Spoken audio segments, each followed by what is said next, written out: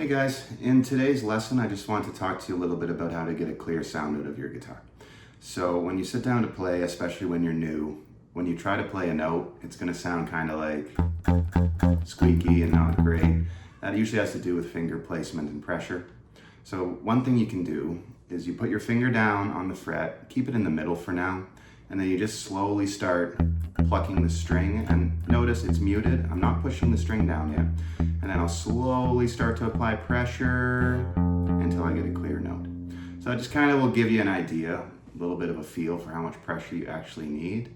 And also with the guitar, usually you need a little bit more pressure the closer you get to the nuts. So recommend practicing this at first, maybe up around the 5th fret. But if you can get this to work on the 1st fret across the board, then you'll be able to play any note on the guitar, no problem. The 1st fret is definitely the hardest. So one thing that people tend to screw up that gets a lot of the squeakiness and that dead sound is finger placement on the fret. It's not enough to just put your finger down on the fret anywhere. There's a really specific way you got to go about it, and you'll get a clear note every time.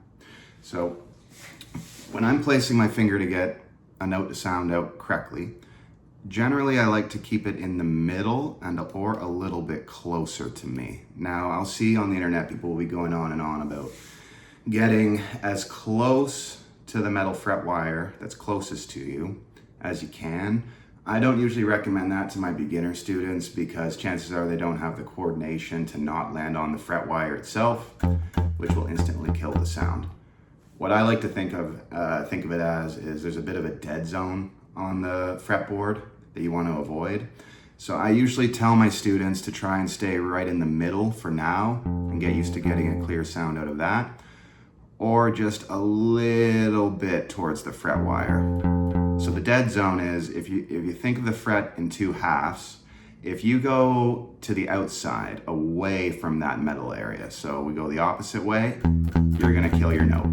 Or if I'm at the 2nd fret and I go to the wrong side, I'm gonna kill my note. That's the dead zone.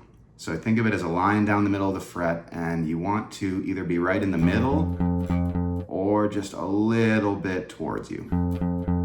Ideally, after you've been playing for a long time, you'll have good command of that, and most of your notes will be pretty much as close to the inner fret wire as possible without killing it. But that's a touch thing.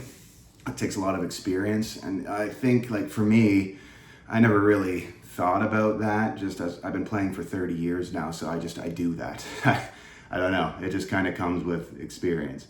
But if you want to train it, it's definitely a good idea. So here's the warm-up. Everybody teaches this warm-up. This is nothing new, but I do want to get into it with y'all. I've heard it called the spider. I've heard it called a million different things. I just think of it as you use your 4 fingers across the 4 frets and you go string by string. So I'll play the warm-up for you. Here it is.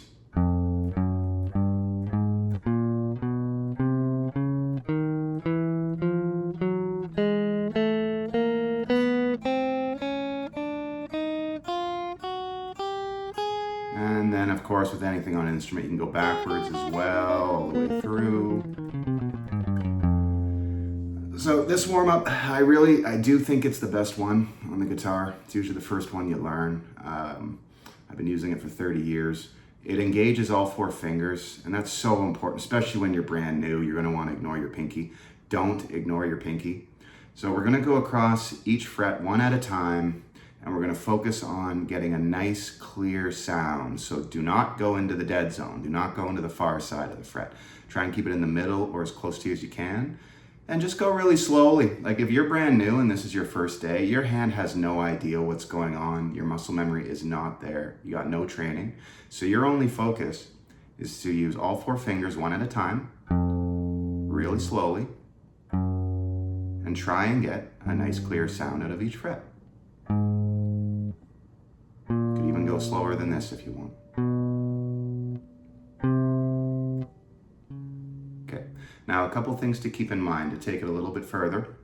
For now, your focus is just to get through it slowly and with clear sound. There's a couple things that you can keep in mind that are kind of, I don't want to say next level because it's not a huge deal, but these are important if you want to start training these right away. Again, I didn't know about these for a long time, and I wish I did from day one. So as I'm going through it, with the right hand, I want to make sure I'm not down picking everything. One of the most important techniques for the right hand is alternate picking. So alternating your picking. Down, up, down, up, down, up. So as I go through the first note, I'm going to down pick. See where my pick landed? I'm under the string now. So when I go to the second note, I'm just going to up pick. And then third note, down. And fourth note, up. That way I'm not wasting any motion. Because, you know, one of the biggest differences between intermediate players and advanced players isn't necessarily like a ton of theory knowledge or anything. It's efficiency. Really advanced players, when you watch them and they look so smooth, it's because they're not wasting any motion. Any little motion they do is usually to produce a nice note. So again, instead of down picking the whole thing, I'm going to alternate pick. And you can get a lot faster and a lot more fluid. And again, it's not about speed, it's about efficiency. So as you're going through it, again, you're not in the dead zone, you're in the good spot, you got a nice sound, you've practiced that. So now you can practice your alternate picking. Down, down, up, all the way through. So you go all the way through, and then when you're going backwards, you start with your pinky, alternating the whole way.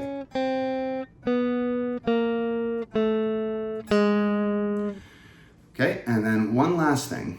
Flaring your fingers with your left hand. So I'll see this with absolute beginners, and it's usually because of muscle tension, and again, just like not, your hand has no clue what's going on, right?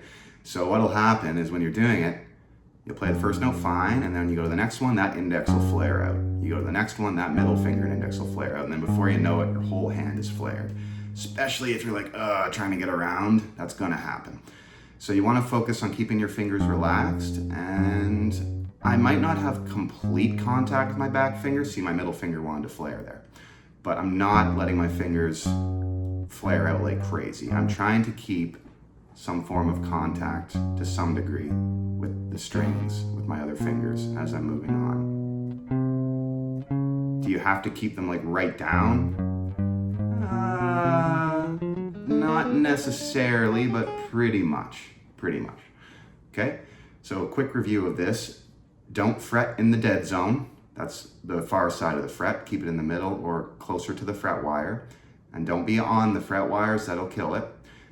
Start with training your hand with this warm up, getting some control over these fingers, okay? And then once you got that, you can try and add some alternate picking and considering not flaring your fingers.